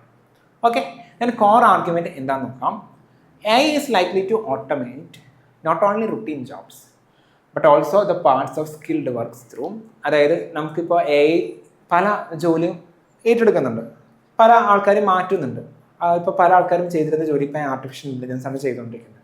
ഓക്കെ, ദെൻ മാത്രമല്ല അതെങ്ങനെയാണ് ചെയ്യുന്നത്? നമ്മൾ സ്കിൽഡ് വർക്കിനെയും ആക്ച്വലി അത് മാറ്റുന്നുണ്ട് ത്രൂ AI ഏജൻസ്, പല ആർട്ടിഫിഷ്യൽ ഇൻ്റലിജൻസ് ഏജൻസ് യൂസ് ചെയ്തിട്ട് automatic coding, robotics, machine vision, AI assisted research and manufacturing, ഇത്തരം മേഖലകൾ ഇത്തരം കാര്യങ്ങൾ യൂസ് ചെയ്തിട്ട് പല ജോലികളും നമ്മൾ റീപ്ലേസ് ചെയ്യുന്നുണ്ട്. Actually this is effecting the entry level ജോബ്സിനെ നല്ല രീതിയിൽ ബാധിക്കുന്നുണ്ട്. അതായത് നമുക്ക് തുടക്കത്തിലുള്ള കുറേ ജോലി സിമ്പിൾ കാര്യങ്ങളൊക്കെ ചെയ്യുന്നത് ആരാണ്? ഇപ്പോൾ ആർട്ടിഫിഷ്യൽ ഇൻ്റലിജൻസ് യൂസ് ചെയ്യുന്ന ടൂളുകളാണ്. അപ്പോൾ ആ ഒരു മേഖലയിലോട്ട് ആൾക്കാരെ റിക്രൂട്ട് ചെയ്യുന്നില്ല, അത് ആർട്ടിഫിഷ്യൽ ഇൻ്റലിജൻസ് ചെയ്യുന്നതാണ്. എന്നാൽ ഭയങ്കര ഡീപ്പായിട്ടുള്ള നോളേജ് വേണ്ട, അല്ലെങ്കിൽ ഹ്യൂമൻ്റെ ഇൻ്റർവെൻഷൻ നല്ല രീതിയിൽ വേണ്ട ജോലികൾക്ക് മാത്രമേ ഇപ്പോൾ ആർട്ടിഫിഷ്യൽ ഇൻ്റലിജൻസ് ഇപ്പോൾ സബ്സ്റ്റിറ്റ്യൂട്ട് ചെയ്യാതെ വന്നിട്ടുള്ളൂ, സബ്സ്റ്റിറ്റ്യൂട്ട് ചെയ്യാതിരിക്കുന്നുള്ളൂ. സോ ഇപ്പോൾ പറയുകയാണെങ്കിൽ ആക്ച്വലി ആ ഒരു ഡീപ്പായിട്ട് വർക്ക് ചെയ്യുന്ന മേഖലയിലും അല്ലെങ്കിൽ സ്കിൽഡ് വർക്കിലോട്ടും ആർട്ടിഫിഷ്യൽ ഇൻ്റലിജൻസിൻ്റെ ഇൻഫ്ലുവൻസ് വരുന്നുണ്ട് എന്നും പറയും.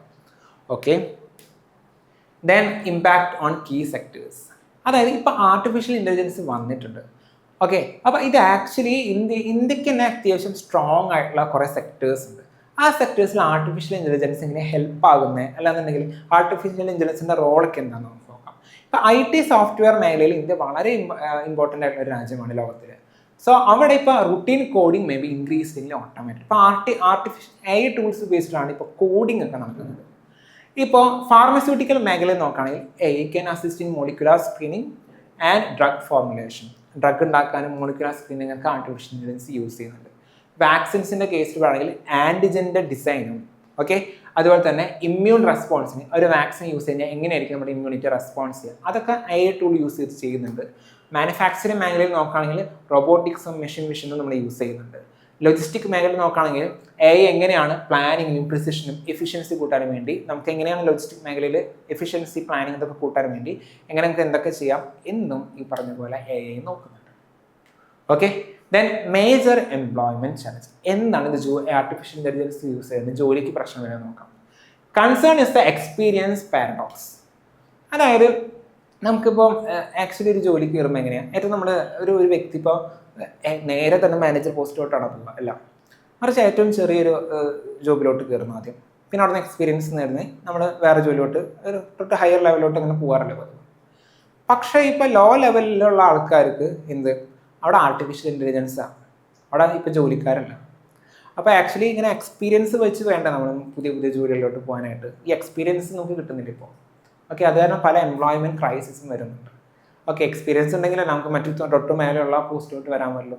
എക്സ്പീരിയൻസ് ലഭിക്കുന്നില്ല കാരണം അവിടെ ആർട്ടിഫിഷ്യൽ ഇൻ്റലിജൻസ് സബ്സ്റ്റിറ്റ്യൂട്ട് ചെയ്തിട്ടുണ്ട്. This is called experience paradox. Okay, then how education must change. Okay, AI മാറ്റം കൊണ്ടുവരുന്നു, അത് ജോലി സ്ഥലത്ത് കുറേ മാറ്റം വരുന്നു. അങ്ങനെയാണെങ്കിൽ എഡ്യൂക്കേഷൻ സിസ്റ്റം നമ്മൾ കുറച്ച് മാറ്റം വരുത്തണം. അതായത് ജസ്റ്റ് നമ്മൾ കുറേ കണ്ടന്റ് പഠിച്ചെടുക്കുക എന്നത് മാത്രമല്ല, മറിച്ച് ക്രിട്ടിക്കൽ ജഡ്ജ്മെൻറ്റിനെയും അഡാപ്റ്റബിലിറ്റിയും റിട്രീവിങ് ഇൻഫോർമേഷൻ ഫ്രം നെസസറി, ഇതുപോലെ കുറച്ചും കൂടി അഡ്വാൻസ്ഡ് ആയിട്ടുള്ള ജസ്റ്റ് സാധനങ്ങൾ മെമ്മറൈസ് ചെയ്ത് വെക്കുക എന്നതല്ല എഡ്യൂക്കേഷൻ, മറിച്ച് ഇത്തരം അഡാപ്റ്റബിലിറ്റി, ക്രിട്ടിക്കൽ ജഡ്ജ്മെൻറ്റ്, സിന്തസിസ് ഇത്തരം മേഖലയിലൂടെ ഫോക്കസ് ചെയ്തുകൊണ്ട് വേണം നമ്മുടെ കരിക്കുലം എല്ലാം സെറ്റ് ചെയ്യാൻ, അല്ലെങ്കിൽ നമ്മുടെ എഡ്യൂക്കേഷൻ സിസ്റ്റം റൺ ചെയ്യാനായിട്ട്. So major policy challenges, India എന്തൊക്കെ ചലഞ്ചസ് നേരിടുന്നത് നോക്കാം. India will need to address, ഇന്ത്യയിൽ കുറച്ച് പ്രശ്നങ്ങളുണ്ട്, എന്തൊക്കെ അഡ്രസ്സ് ചെയ്യണം. അതായത് possible job displacement due to automation. India നേരിടുന്ന പ്രശ്നങ്ങളുടെ ജോബ്, അതായത് ഓട്ടോമേഷൻ കാരണം ജോലി നഷ്ടപ്പെടുന്നുണ്ട്, അത് അഡ്രസ്സ് ചെയ്യണം. ഇൻഡസ്ട്രി അക്കാദമിയ ലിങ്കേജ് അത് കുറവാണ്. Okay, then even quality of higher education institutions പ്രശ്നം വരുന്നുണ്ട്. പ്രാക്ടിക്കൽ റിസർച്ച് എക്സ്പോഷർ കുറവാണ്. കണ്ടിന്യൂസ്ലി നമ്മൾ റീസ്കിൽ ചെയ്യേണ്ട ആവശ്യമുണ്ട് ജീവിതത്തിന്. അപ്പോൾ ഇതുപോലെ ഒരുപാട് പ്രശ്നങ്ങൾ നേരിടുന്നുണ്ട്. അപ്പോൾ അതൊക്കെ സോൾവ് ചെയ്യണമെന്നുണ്ടെങ്കിൽ എന്ത് ചെയ്യണം? Life long learning and reskilling നമ്മൾ പ്രൊവൈഡ് ചെയ്യണം യൂത്തിന്. കാരണം ടെക്നോളജി മാറിക്കൊണ്ടിരിക്കുകയാണ്. Then strong industry academia collaboration നമ്മൾ ഉറപ്പുവരുത്തണം. Experiential and apprenticeship based learning, നമ്മൾ ഒരു വ്യക്തിയുടെ കീഴിൽ നിന്നിട്ട് അപ്രന്റീസ്ഷിപ്പായിട്ട് വർക്ക് ചെയ്യുന്നത് പ്രൊമോട്ട് ചെയ്യുക. അപ്പോൾ കുറച്ചും കൂടി എക്സ്പീരിയൻസ് കിട്ടാൻ നമുക്ക് സാധ്യതയുണ്ട്. Then research exposure at under graduate level. ഇപ്പോൾ UG പഠിക്കുമ്പോൾ തന്നെ, അല്ലാണ്ട് PG പഠിക്കുമ്പോഴല്ല, UG പഠിക്കുമ്പോൾ തന്നെ നമ്മൾ റിസർച്ചിൻ്റെ കാര്യങ്ങളൊക്കെ നമ്മൾ ഫോക്കസ് ചെയ്യുക. അങ്ങനെ കുറേ ഇൻവോൾവ് ചെയ്ത് എഡ്യൂക്കേഷൻ. അപ്പോൾ ഇത്തരം ഒരുപാട് മെഷേഴ്സ് ഉണ്ട്. അപ്പോൾ ഇതുപോലുള്ള മെഷേഴ്സ് ഒക്കെ എടുക്കുകയാണെന്നുണ്ടെങ്കിൽ നമുക്ക് we can solve this issue to a particular extent. Okay, then the next news. This news talks about the carbon border adjustment mechanism. അതെന്താണെന്ന് വെച്ച് കഴിഞ്ഞാൽ ബ്രിക്സിൻ്റെ എൻവയോൺമെൻറ്റ് മിനിസ്റ്റേഴ്സ് ഒരു മീറ്റിംഗ് കൂടിയിട്ടുണ്ടായിരുന്നു. അപ്പോൾ അതിൻ്റെ അകത്ത് യൂറോപ്യൻ യൂണിയൻ്റെ കാർബൺ ബോർഡർ അഡ്ജസ്റ്റ്മെൻറ്റ് മെക്കാനിസം പോലുള്ള പല മെഷേഴ്സും എന്താണ് ക്ലൈമറ്റ് റിലേറ്റഡ് ആയിട്ടുള്ള ഈ പല മെഷേഴ്സും യൂണിലാറ്ററലാണ്, പണിറ്റീവാണ്, ദെൻ പിനിറ്റീവാണ്, ഡിസ്ക്രിമിനേറ്ററി ആണ്, പ്രൊട്ടക്ഷനിസ്റ്റുകളാണ് ആരോപിച്ചു. അതായത് അത് മോശമാണെന്ന് ആരോപിച്ചു. അപ്പോൾ നമുക്ക് എന്താണ് ഈ കാർബൺ ബോർഡർ അഡ്ജസ്റ്റ്മെൻറ്റ് മെക്കാനിസം എന്ന് നോക്കാം. ഇത് ചുരുക്കി പറയുകയാണെന്നുണ്ടെങ്കിൽ ഇപ്പം ഇന്ത്യ മുതലായിട്ടുള്ള രാജ്യങ്ങളിൽ ഇപ്പോൾ ഒരുപാട് കാർബൺ എമിഷൻ നടത്തുന്ന കുറേ ഇൻഡസ്ട്രീസ് ഉണ്ടാവും. ലൈക്ക് സ്റ്റീൽ ഉണ്ടാവും, അലുമിനിയം, ഓക്കെ, അയൺ ഓറും.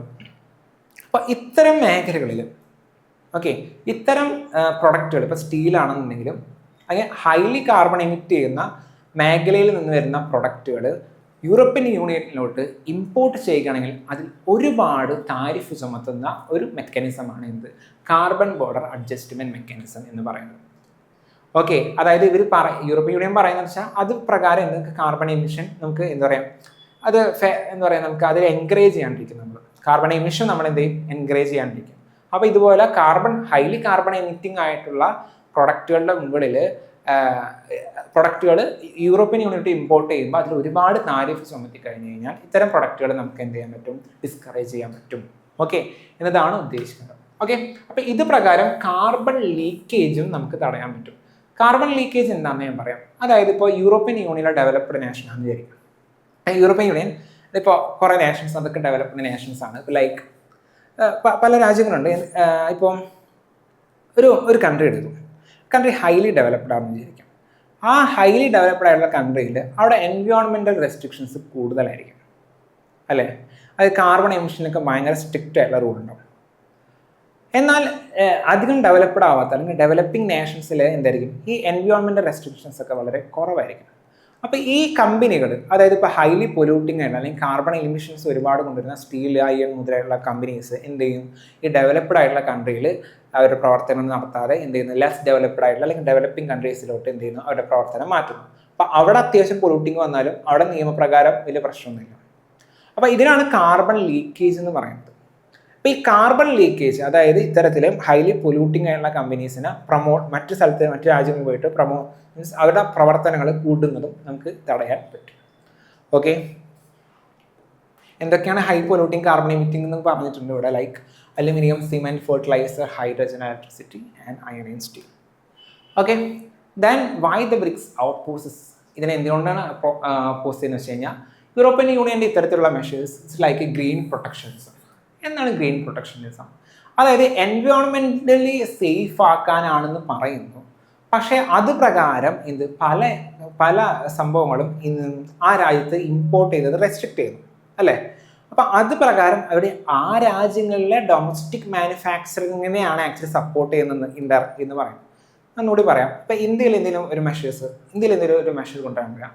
ഇനി മുതൽ ആക്ച്വലി ഹൈലി എമിറ്റിംഗ് ആയിട്ടുള്ള സ്റ്റീൽ പ്രൊഡക്റ്റുകളൊന്നും ഞങ്ങൾ ഇമ്പോർട്ട് ചെയ്യില്ല, അല്ലെങ്കിൽ ഹൈ താരിഫ് ഇന്ത്യയിൽ ചുമത്തുമെന്ന് പറഞ്ഞു ഇങ്ങോട്ട് ഇറക്കുമതി ചെയ്യണമെങ്കിൽ അത് ആക്ച്വലി ഒരു എൻവയോൺമെൻറ്റ് ആംഗിൾ ഉണ്ട്.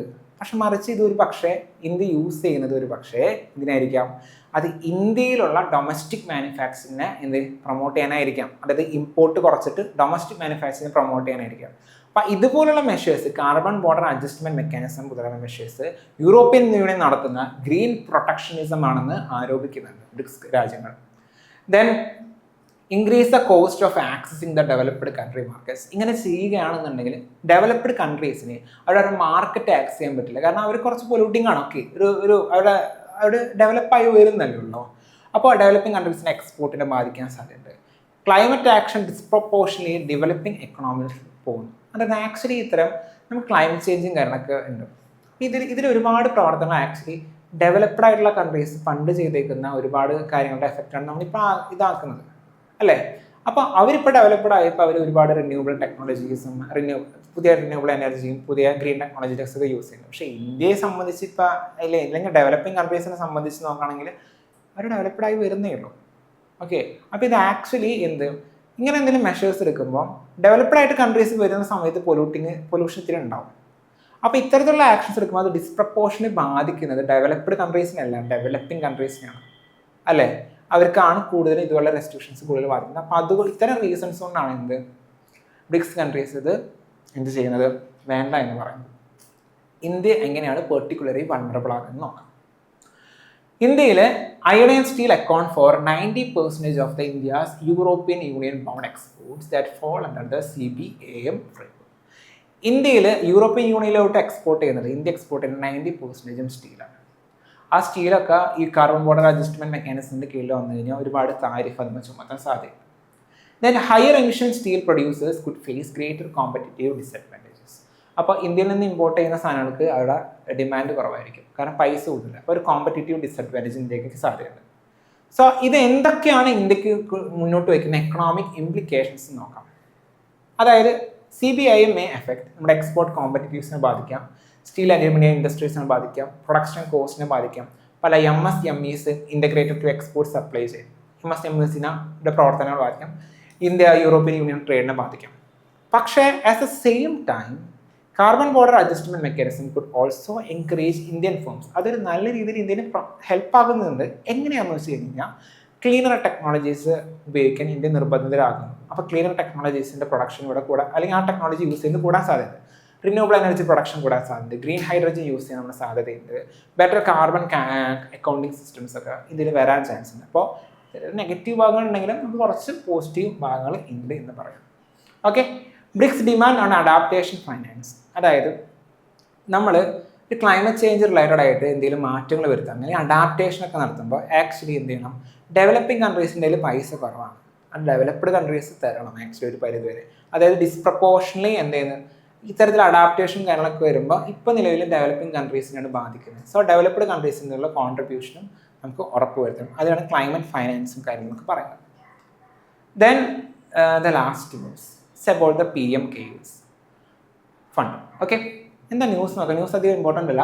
എന്താ ന്യൂസ് നോക്കാം, PMKUs എന്താണെന്ന് നോക്കാം. Audited financial statement of the PMKUs fund for 2023-2024 and 2024 and 2025 were released after delay in annual discussion. ഒന്നുമില്ല, അങ്ങനെ ഒരു ഫണ്ട് ഉണ്ട് PMKUs എന്ന് പറഞ്ഞൊരു ഫണ്ട്. അതിൻ്റെ ഓഡിറ്റിംഗ് നടന്നു, അതിൻ്റെ കുറച്ച് റിപ്പോർട്ട് പുറത്തു വന്നിട്ട് അത് ആക്ച്വലി ഡിലേ ആയിട്ടാണ് വന്നിരിക്കുന്നത്. അത്രേ ഉള്ളൂ. നമുക്കറിയേണ്ടത് PMKUs ഫണ്ട് എന്താണ്. ഫുൾ ഫോം നോക്കുകയാണെങ്കിൽ prime minister's citizen assistance and relief in emergency situation fund. Okay, prime minister citizen assistance, സിറ്റിസൺസിനെ അസിസ്റ്റ് ചെയ്യുന്നു, and relief in emergency situation fund എന്നാണ് PMKUസിൻ്റെ ഫണ്ട്. ഇത് ആക്ച്വലി 2020 നമ്മുടെ COVID-19 പാൻഡമിക് വന്ന സമയത്താണ് സ്റ്റാർട്ട് ചെയ്തേക്കുന്നത്. അപ്പം ഇനി ഇത് എന്തിനു യൂസ് ചെയ്യുന്നതെന്ന് വെച്ച് കഴിഞ്ഞാൽ ഈ ഫണ്ട് യൂസ് ചെയ്യുന്നത് എന്തിനും പബ്ലിക് ഹെൽത്ത് എമർജൻസി എന്തായിരിക്കും. അപ്പോൾ ഫൈനാൻഷ്യൽ അസിസ്റ്റൻസ് പ്രൊവൈഡ് ചെയ്യും. നാച്ചുറൽ മാൻമെയ്ഡ് ഡിസാസ്റ്റർ ഉണ്ടായിരിക്കുക, അല്ലെങ്കിൽ ഡിസ്ട്രസ് സിറ്റുവേഷനിലൊക്കെ നമുക്ക് ഫണ്ട് കൊടുക്കാൻ വേണ്ടിയിട്ടാണ് ഈ ഒരു PMKUs എന്ന് പറഞ്ഞ ഫണ്ട് ക്രിയേറ്റ് ചെയ്തേക്കുന്നത്. ഇത് ആക്ച്വലി രജിസ്റ്റർ ചെയ്തേക്കുന്നത് ഒരു പബ്ലിക് ചാരിറ്റബിൾ ട്രസ്റ്റ് ആയിട്ടാണ് ഈ ഒരു ഫണ്ടിനെ നമ്മൾ രജിസ്റ്റർ ചെയ്ത് വെച്ചേക്കുന്നത് ഗവൺമെൻറ്. ഇതാരാണ് മാനേജ് ചെയ്യുന്നത്? ഇവിടെയൊക്കെയാണ് കുറച്ച് കാര്യങ്ങൾ വരാൻ പോകുന്നത്. Okay, prime minister is the ex officio chairperson. Fine. Then defence minister, home മിനിസ്റ്ററും ഫിനാൻസ് മിനിസ്റ്ററും എക്സ് ഒഫീഷ്യോ ട്രസ്റ്റീസ്. പക്ഷേ ഇതിന് CAGക്ക് ഓഡിറ്റ് ചെയ്യാൻ പറ്റില്ല കേട്ടോ. ഈ ഫണ്ട് CAGക്ക് ഓഡിറ്റ് ചെയ്യാൻ പറ്റില്ല. അതൊക്കെയാണ് കോംപ്ലിക്കേറ്റഡ് ആവുന്നത്. അത് ഇവരാണ് അധികാരത്തിന് മെയിനായിട്ട് നോക്കുന്നത്, അല്ലെങ്കിൽ വേറൊരു വ്യക്തിനെ അപ്പോയിന്റ് ചെയ്തിട്ട് അവരാണ് ഓഡിറ്റ് ചെയ്യുന്നത്. അല്ലാണ്ട് CAG ആക്ച്വലി ഓഡിറ്റ് ചെയ്യണം, എങ്കിലാണ് അതിനെ ട്രാൻസ്പാരൻസി നമുക്ക് ഉറപ്പ് വരുത്താൻ പറ്റും. Where does the money come? ഈ ഒരു ഫണ്ടിലോട്ട് എവിടെ നിന്നൊക്കെ നമുക്ക് മണി കോൺട്രിബ്യൂട്ട് ചെയ്യാൻ പറ്റും. ഇപ്പം ചില വ്യക്തികൾ അതിൻ്റെ അകത്ത് ഡൊണേഷൻസ് കൊടുക്കുന്നുണ്ടാവും, ഓർഗനൈസേഷൻസ് കൊടുക്കുന്നുണ്ടാവും, ചിലപ്പോൾ ഫോറിൻ കോൺട്രിബ്യൂഷൻസും ലഭിക്കുന്നുണ്ടാവും, ഫോറിൻ ഡൊണേഷൻസും. പക്ഷേ ഇതിലോട്ട് ബഡ്ജറ്റ് അലോക്കേഷൻ ഉണ്ട്, ഗവൺമെൻറ് പൈസ ഇതിലോട്ട് മാറ്റി വയ്ക്കില്ല. മറിച്ച് ആൾക്കാർ ഡൊണേറ്റ് ഉണ്ടാവും, ഇൻഡിവിജ്വൽസ് ഡൊണേറ്റ് ഉണ്ടാവും, ഓർഗനൈസേഷൻസ് ഡൊണേറ്റ് ഉണ്ടാവും, ഫോറിൻ ഡൊണേഷൻസും ലഭിക്കുന്നുണ്ടാവും. Then what is the money used for? എന്തിനാ യൂസ് ചെയ്യുന്നത് ഞാൻ ഓൾറെഡി പറഞ്ഞു. Emergency disaster relief, public health emergencies, improving health care, pharmaceutical, ഇതുപോലുള്ള മെത്തേഡ്സിനാണ് യൂസ് ചെയ്യുന്നത്. ഇതിന് ഇമ്പോർട്ടൻറ്റ് ഫീച്ചേഴ്സ് മറ്റെന്താണെന്ന് നോക്കാം. Donation can qualify the income tax deduction. അതായത് നമ്മൾ PMKUസിലോട്ട് ഡൊണേറ്റ് ചെയ്യുകയാണെന്നുണ്ടെങ്കിൽ എനിക്ക് ഇൻകം ടാക്സ് ഇല്ലേ, അത് കുറച്ച് കൊടുത്താൽ മതി. Okay, then contribution by companies PSU can corporate social responsibility expenditure. അതായത് കോർപ്പറേറ്റ് സോഷ്യൽ റെസ്പോൺസിബിലിറ്റി, ഇപ്പോൾ പല കമ്പനീസും ഇത്രത്തോളം ഒരു പെർസെൻറ്റേജ് ഓഫ് ഇപ്പം വലിയ രീതിയിൽ ടേൺ ഓവറുള്ള കമ്പനീസ് അവിടെ വരുമാനത്തിൻ്റെ ഒരു 2% എങ്കിലും നമ്മൾ എന്ത് ചെയ്യണം, കോർപ്പറേറ്റ് സോഷ്യൽ റെസ്പോൺസിബിലിറ്റിയിലോട്ട് നമ്മൾ മാറ്റി വരണം. അതായത് എഡ്യൂക്കേഷൻ പ്രൊമോട്ട് ചെയ്യുക, അല്ലെങ്കിൽ റൂറൽ ഏരിയ ഡെവലപ്പ് ചെയ്യാൻ വേണ്ടി പ്രൊമോട്ട് ചെയ്യുക, അല്ലെങ്കിൽ എൻവയോൺമെൻറ്റ് പ്രൊട്ടക്ട് ചെയ്യാൻ നടപ്പാക്കുക. അപ്പോൾ ഇതുപോലെ പല കമ്പനീസും നടപ്പിലാക്കാൻ നമ്മൾ കണ്ടിട്ടുണ്ടാവും, വലിയ വലിയ കമ്പനീസ്.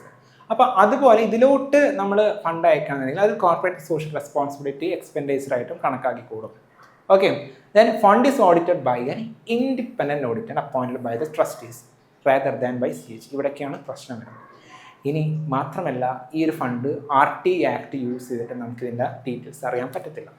ഇതൊക്കെയാണ് ഇതിൻ്റെ കോംപ്ലിക്കേറ്റഡ് ആകുന്നത്. അപ്പോൾ ട്രാൻസ്പാരൻസി എന്താ, ഈ ഫണ്ടിൽ ശരിക്കും എത്രത്തോളം പൈസ വരുന്നുണ്ട്, എങ്ങനെയൊക്കെ യൂസ് ചെയ്യുന്നത്, ഇതൊക്കെ RT യൂസ് ചെയ്ത് നമ്മൾ അറിയുന്നതിൽ ഒരുപാട് റെസ്ട്രിക്ഷൻസ് ഉണ്ട്. These are the challenges. Okay, then I am giving mains question can answer this question and you can send to this mail. അങ്ങനെയാണെങ്കിൽ ഇവാലുവേറ്റ് ചെയ്ത് തിരിച്ചയക്കുന്നതായിരിക്കും. ഓക്കെ അല്ലേ? Then it's fine. Thank U.